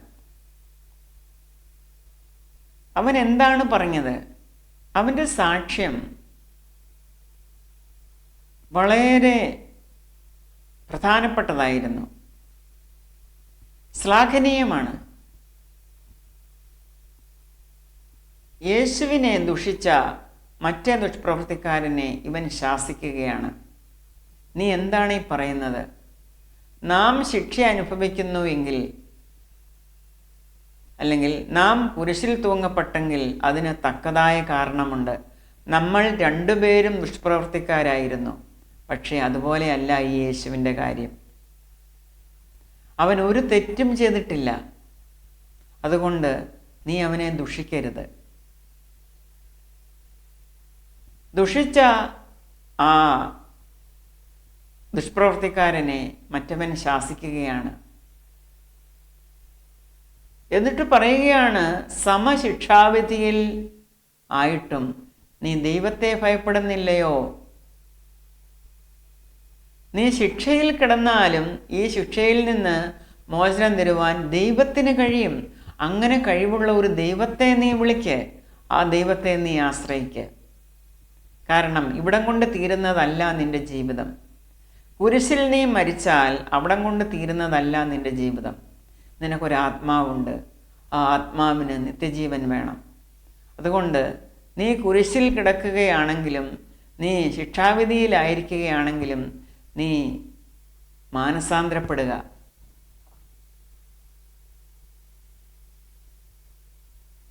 ഈ കള്ളനെ പോലെ അല്ലെങ്കിൽ ഈ ദുഷ്പ്രവർത്തിക്കാരനെ പോലെ നമുക്ക് പറയുവാൻ കഴിയുമോ?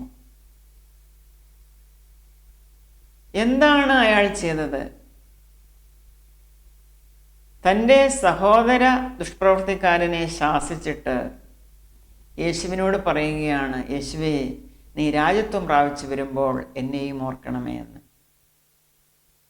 കാരണം ക്രൂശിതനായി കിടക്കുമ്പോഴും അവൻ മാനസാന്തരപ്പെടുവാൻ മനസ്സ് കാണിച്ചു.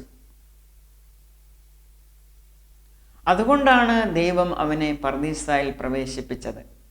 അവനെ രക്ഷയായി, നീ എന്നോടുകൂടെ പർദീസായിലിരിക്കും എന്നാണ് യേശു അവനോട് പറഞ്ഞത്.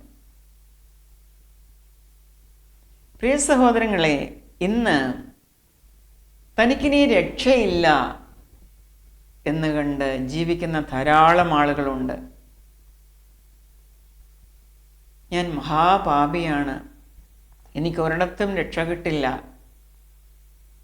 എന്ന് വിചാരിച്ച് തങ്ങളുടെ ആത്മാവിനെ നഷ്ടപ്പെടുത്തുന്ന ധാരാളം ആൾക്കാരുണ്ട്. ഏത് കൊടും കുറ്റവാളിക്കും മനസ്സ് തിരിഞ്ഞു വരുവാൻ കർത്താവ് അവസരം കൊടുക്കുന്നുണ്ട്. കാരണം യേശുക്രിസ്തു സ്നേഹവാനാണ്. അവൻ്റെ സ്നേഹമാണ് ഈ ഭൂമിയിലേക്ക് വരുവാൻ അവനെ നിർബന്ധിച്ചത്. നിങ്ങളുടെ പാപങ്ങൾ രക്താംബരം പോലെ ചുവപ്പായിരുന്നാലും അത് ഹിമം പോലെ വെളുപ്പിക്കും എന്നാണ് യേശുതമ്പുരാൻ പറഞ്ഞിരിക്കുന്നത്. നിങ്ങൾ മനസ്സ് വെച്ചാൽ മാത്രം മതി. മനസ്സ് വെച്ച് ദൈവത്തിങ്കിലേക്ക് തിരിയുക. മനസ്സ് പുതുക്കി നിങ്ങൾ രൂപാന്തരപ്പെടുക. ആ ഒരു ആഹ്വാനമാണ് സഹോദരങ്ങളെ ഈ ഭാഗത്തൂടെ നമുക്ക് ലഭിക്കുന്നത്. അടുത്തതായി നാം പരിചയപ്പെടുവാൻ പോകുന്നത് വളരെ പ്രധാനപ്പെട്ട ഒരു വ്യക്തിയെയാണ്. യേശുവിൻ്റെ ക്രൂശീകരണത്തിന് നേതൃത്വം കൊടുത്ത റോമാ പട്ടാളത്തിലെ ഒരു ശതാധിപനെ അഥവാ സെഞ്ചൂറിയൻ. പല ക്രൂശീകരണത്തിനും അദ്ദേഹം നേതൃത്വം കൊടുത്തിട്ടുണ്ട്. പക്ഷേ ഇതുപോലെ ഒരു ക്രൂശീകരണം തൻ്റെ ജീവിതത്തിൽ ആദ്യമായിട്ടായിരുന്നു. ക്രൂശീകരണ സമയത്ത് നടന്ന സംഭവങ്ങൾ അദ്ദേഹത്തെ അക്ഷരാർത്ഥത്തിൽ ഭയപ്പെടുത്തി കളഞ്ഞു. യേശു ചെയ്തത്, യേശുവിൻ്റെ വായിൽ നിന്ന് പുറപ്പെട്ട വചനങ്ങൾ, ഇതെല്ലാം അദ്ദേഹത്തിന് അത്ഭുതമായിരുന്നു. യേശു സാക്ഷാൽ ദൈവപുത്രനെന്ന് അദ്ദേഹം സാക്ഷിച്ചു. ക്രൂശീകരണം നടത്തുന്ന ഒരു പടയാളിയെ സംബന്ധിച്ചിടത്തോളം crucifixion is one of the hardest things. നഗ്ന ശരീരം തൂങ്ങിക്കിടക്കുന്നു, രക്തമൊലിക്കുന്നു, ഈച്ചകൾ പറക്കുന്നു, നിലവിളി, ശ്വാസത്തിനു വേണ്ടി ആളുകൾ പിടയുന്നു, ശ്വാസം മുട്ടുന്നു. ആദ്യമാദ്യം ഈ സംഭവങ്ങളൊക്കെ കാണുമ്പോൾ അവർക്കത് പ്രയാസമായി തോന്നും. പക്ഷേ ക്രമേണ അത് പരിചയമാകുന്നു. പലപ്പോഴും തങ്ങൾ ക്രൂശിക്കുന്ന വ്യക്തി ആരാണെന്ന് പോലും അവർക്കറിയില്ല. മുകളിൽ നിന്ന് ആജ്ഞ ലഭിക്കുന്നതിനനുസരിച്ച് ക്രൂശീകരണം നടത്തുന്നു, അത്ര തന്നെ. പക്ഷേ ഇതുപോലെ ഒരു ക്രൂശീകരണം ഈ സെഞ്ചൂറിയൻ തൻ്റെ ജീവിതത്തിൽ കണ്ടിട്ടില്ല. 9-ാം മണി നേരത്ത് ശരീരത്തിൻ്റെ വേദന അറിയാതെ മയങ്ങുവാൻ പുളിച്ച വീഞ്ഞ് ഓടത്തണ്ടിന്മേൽ യേശുവിൻ്റെ വായോട് അടുപ്പിച്ചു. എന്നാൽ യേശു അത് നിരസിച്ചു. മയക്കം കൂടാതെ ബോധത്തോടെ ഈ കഠോരമായ അവസ്ഥ കടന്നു പോകുവാൻ യേശു ഉറപ്പിച്ചിരുന്നു. പടയാളികൾ യേശുവിനെ കുന്തം കൊണ്ട് കൈകാലുകൾ കുത്തിപ്പിളർത്തി. യേശു പറഞ്ഞു, "father, forgive them, for they do not know what they are doing." എന്തോ ദൈവീകത ആ സെഞ്ചൂറിയൻ ഇവനിൽ ദർശിക്കുന്നു. പെട്ടെന്ന് ഭൂമിയെ അന്ധകാരം മൂടുന്നു. സൂര്യനെ കാണാനില്ല. കുരിശിക്കപ്പെട്ട് 6 മണിക്കൂർ കഴിഞ്ഞപ്പോഴേക്കും, അതായത് ഉദ്ദേശം ഉച്ചകഴിഞ്ഞ് 3 മണിക്ക്, താൻ വിജയം ഉറപ്പിച്ച് ഉച്ചത്തിൽ പറഞ്ഞു, "ഇറ്റ് ഈസ് ഫിനിഷ്ഡ്." പിന്നെ പറഞ്ഞു, "father, into your hands I commit my spirit." താൻ പ്രാണനെ വിട്ടു. ഇക്കാര്യങ്ങളൊന്നും കുരിശിൽ തറയ്ക്കപ്പെടുന്ന ഒരു വ്യക്തിയും പറയാറില്ല. പക്ഷേ യേശു പറഞ്ഞു, "father, into your hands I commit my spirit." ഇതോടെ യേശു പ്രാണനെ വിട്ടു. അപ്പോഴാണ് ഭൂമികുലുക്കം ഉണ്ടായത്. മനുഷ്യർ പരിഭ്രാന്തരാകുന്നു. പാറകൾ പൊട്ടിക്കീറുന്നു. It is like Jesus' death has shifted the structure of the entire universe. ഭൂമിയുടെ അടിസ്ഥാനങ്ങൾ ഇളകുന്നതുപോലെ അവർക്ക് തോന്നി.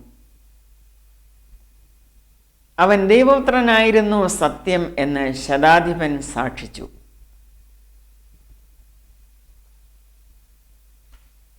വിശുദ്ധനായ മത്തായി എഴുതിയ സുവിശേഷം 27-ാം അധ്യായം 50 മുതൽ 54 വരെയുള്ള വാക്യങ്ങളിലാണ് ഇക്കാര്യം രേഖപ്പെടുത്തിയിരിക്കുന്നത്. യേശു പിന്നെയും ഉറക്കെ നിലവിളിച്ചു പ്രാണനെ വിട്ടു. അപ്പോൾ മന്ദിരത്തിലെ തിരശ്ശീല മേൽ തൊട്ട് അടിയോളം 2ആയി ചീന്തിപ്പോയി. ഭൂമി കുലുങ്ങി, പാറകൾ പിളർന്നു, കല്ലറകൾ തുറന്നു. നിദ്ര പ്രാപിച്ച വിശുദ്ധന്മാരുടെ ശരീരങ്ങൾ പലതും ഉയർത്തെഴുന്നേറ്റ് അവൻ്റെ പുനരുത്ഥാനത്തിൻ്റെ ശേഷം കല്ലറകളെ വിട്ടു വിശുദ്ധ നഗരത്തിൽ ചെന്ന് പലർക്കും പ്രത്യക്ഷമായി. ശതാധിപനും അവനോടുകൂടെ യേശുവിനെ കാത്തു നിന്നവരും ഭൂകമ്പം മുതലായി സംഭവിച്ചത് കണ്ടിട്ട് അവൻ ദൈവപുത്രനായിരുന്നു സത്യം എന്ന് പറഞ്ഞ് ഏറ്റവും ഭയപ്പെട്ടു.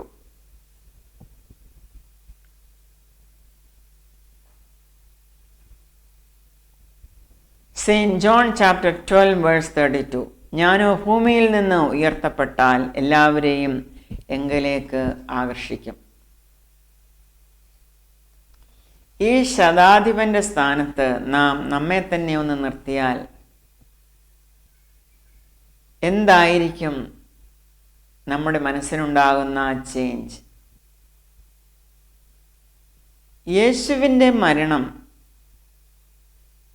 ശതാധിപനെ അടിമുടി മാറ്റി. യേശു സാക്ഷാൽ ദൈവപുത്രനെന്ന് ശതാധിപൻ സാക്ഷിച്ചു. കാരണം അതുപോലെയുള്ള സംഭവങ്ങളാണ് അദ്ദേഹം കണ്ടത്. ഇതുപോലെയുള്ള അടയാളങ്ങൾ നാം ദിനംപ്രതി കണ്ടുകൊണ്ടാണ് ഇരിക്കുന്നത്. തൻ്റെ ജനങ്ങളുടെ ജീവിതത്തിൽ യേശു ഇത് ചെയ്തുകൊണ്ടാണ് ഇരിക്കുന്നത്. തന്നിൽ വിശ്വസിക്കുന്നവർക്ക് വേണ്ടി യേശു അത്ഭുതങ്ങളും അടയാളങ്ങളും എന്നും ചെയ്തുകൊണ്ടാണ് ഇരിക്കുന്നത്.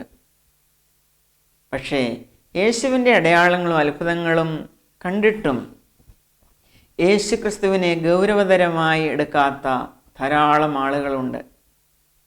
നാം അങ്ങനെയുള്ളവരുടെ കൂട്ടത്തിലാണോ?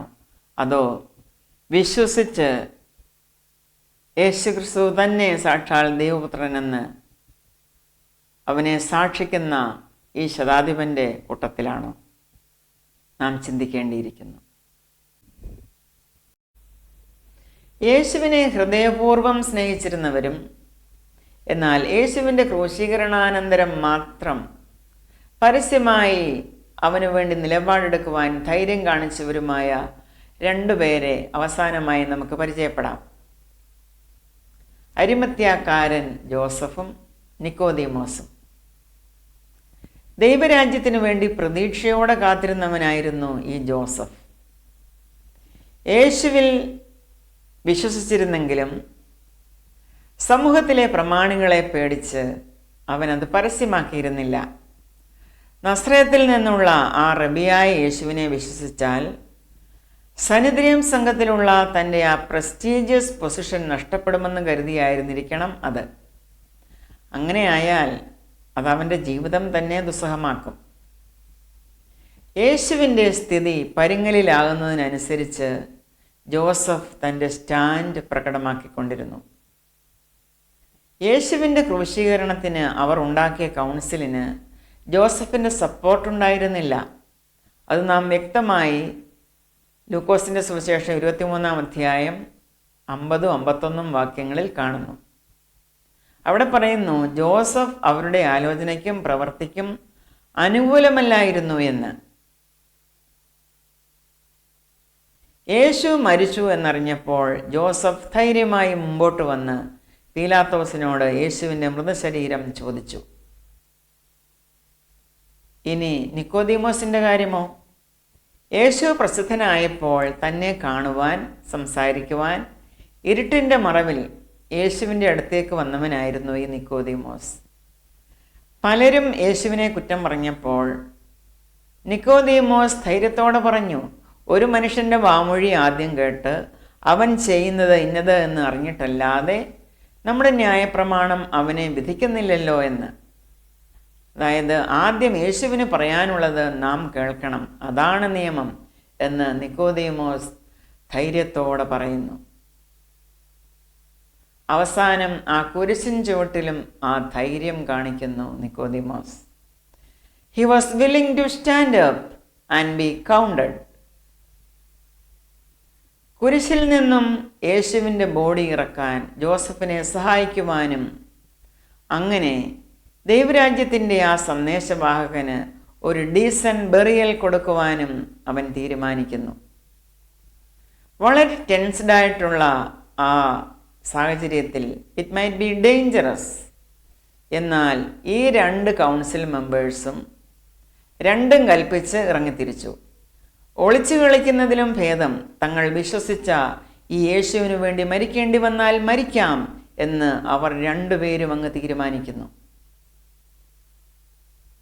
യേശു അവരുടെ ഇടയിൽ അത്ഭുതങ്ങളും വീര്യപ്രവൃത്തികളും ചെയ്തുകൊണ്ട് സഞ്ചരിച്ചപ്പോൾ ഇവർ കാണിക്കാതിരുന്ന ധൈര്യം യേശു മരിച്ചു കഴിഞ്ഞപ്പോൾ കാണിക്കണമെങ്കിൽ വളരെ പഠിപ്പുള്ള അവർ യേശുവിൽ കണ്ടത് മറ്റൊരുവനെ ആയിരുന്നിരിക്കണം, അതായത് സാക്ഷാൽ ദൈവത്തെ. Saint Matthew chapter 10 verse 28. ദേഹിയെ കൊല്ലുവാൻ കഴിയാതെ ദേഹത്തെ കൊല്ലുന്നവരെ ഭയപ്പെടേണ്ട, ദേഹിയെയും ദേഹത്തെയും നരകത്തിൽ നശിപ്പിക്കാൻ കഴിയുന്നവനെ തന്നെ ഭയപ്പെടുവീൻ. പ്രിയ സഹോദരങ്ങളെ, നാം നമ്മെ തന്നെ ഈ നിക്കോദീമോസിൻ്റെയും അരിമത്യാക്കാരൻ ജോസഫിൻ്റെയും സ്ഥാനത്ത് നിർത്തിയാൽ എന്തായിരിക്കും നമ്മുടെ റെസ്പോൺസ്? അവർ രണ്ടുപേരും പബ്ലിക്കിനെ പേടിച്ചവരായിരുന്നു. യേശുവിലുള്ള തങ്ങളുടെ വിശ്വാസം അവർ പരസ്യമാക്കിയിരുന്നില്ല. സമൂഹത്തിൽ അവർക്കുണ്ടായിരുന്ന മാന്യതയും ജോലിയും അവരുടെ സ്റ്റേറ്റസും എല്ലാം കീപ്പ് ചെയ്യുവാൻ അവർ ബദ്ധശ്രദ്ധാലുക്കളായിരുന്നു. ആ സ്ഥാനത്ത് നാം ആയിരുന്നുവെങ്കിൽ നാം അങ്ങനെ ആയിരിക്കുമോ? നാം എന്തിനാണ് അവരുടെ സ്ഥാനത്ത് പോകുന്നത്? ഇപ്പോൾ നാം ഈ ഭൂമിയിലായിരിക്കുമ്പോൾ നമ്മുടെ കർത്താവായ യേശു ക്രിസ്തുവിനെ സാക്ഷിക്കുവാൻ, അവനു വേണ്ടി പരസ്യമായി നിലകൊള്ളുവാൻ നാം തയ്യാറാണോ? നാം നമ്മുടെ ജോലിയും സമൂഹത്തിലെ നമ്മുടെ സ്റ്റേറ്റസും മറ്റുള്ളവരിൽ നിന്ന് ഉള്ള നമ്മുടെ അംഗീകാരവും ഈ യേശുവിന് വേണ്ടി നഷ്ടപ്പെടുത്തുവാൻ നാം തയ്യാറാണോ? അതൊന്നും നമ്മുടെ കർത്താവായ യേശുവിനെ ഉയർത്തുന്നതിൽ നിന്ന് നമ്മളെ വിലക്കിക്കൂടാ. അതൊന്നും നമുക്ക് തടസ്സമായി കൂടാ. കാരണം നാം ആരുടെ അംബാസഡേഴ്സാണ്? രാജാധിരാജാവായ നമ്മുടെ കർത്താവായ യേശു ക്രിസ്തുവിൻ്റെ അംബാസഡേഴ്സാണ് നാം.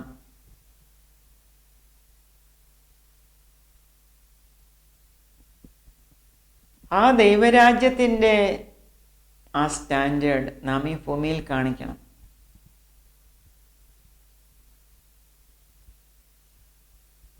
നമുക്ക് നിത്യജീവൻ തന്ന ആ ദൈവത്തിന് വേണ്ടി, ആ യേശു ക്രിസ്തുവിൻ്റെ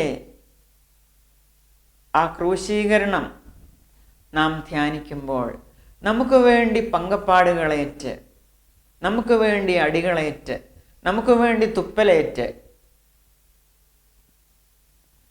തൻ്റെ വിലാപ്പുറത്ത് കുന്തം കൊണ്ട് കുത്തേറ്റ്, നമുക്ക് വേണ്ടി അവൻ്റെ ചോര മുഴുവനും മുറ്റിത്തന്ന്, നമുക്ക് വേണ്ടി മരിച്ച ആ യേശുവിന് വേണ്ടി നാം നിലകൊള്ളുന്നില്ല എങ്കിൽ നാം എന്തിനാണ് ഈ ഭൂമിയിൽ ജീവനുള്ളവരായി ഇരിക്കുന്നത്? പ്രിയ സഹോദരങ്ങളെ, നമ്മുടെ ദൈവത്തെക്കാൾ വലിയവൻ ആരുമില്ല. അവനാണ് നമ്മെ സൃഷ്ടിച്ചത്. ഈ അഖിലാണ്ടത്തെ സൃഷ്ടിച്ചവൻ അവനാണ്. നമ്മെ രക്ഷിച്ചവൻ അവനാണ്. നമുക്ക് നിത്യജീവൻ തന്നത് അവനാണ്. നമുക്ക് അവന് വേണ്ടി നിലകൊള്ളാം. അതായിരിക്കട്ടെ ഈ ദിവസം നമുക്ക് പ്രചോദനം നൽകുന്നത്. പ്രിയ സഹോദരങ്ങളെ, കിൻഡർഗാർട്ടൻ അറ്റ് ബെഥെസ്ദയിലെ ഈ ശുശ്രൂഷ നിങ്ങൾക്ക് അനുഗ്രഹമായി എന്ന് ഞാൻ കരുതുകയാണ്. പുതിയൊരു എപ്പിസോഡുമായി നാം വീണ്ടും കണ്ടുമുട്ടും വരെയും കർത്താവായ യേശു ക്രിസ്തുവിൻ്റെ കൃപ നിങ്ങളെല്ലാവരോടും കൂടെ ഇരിക്കുമാറാകട്ടെ. I bless you in Jesus name. Amen.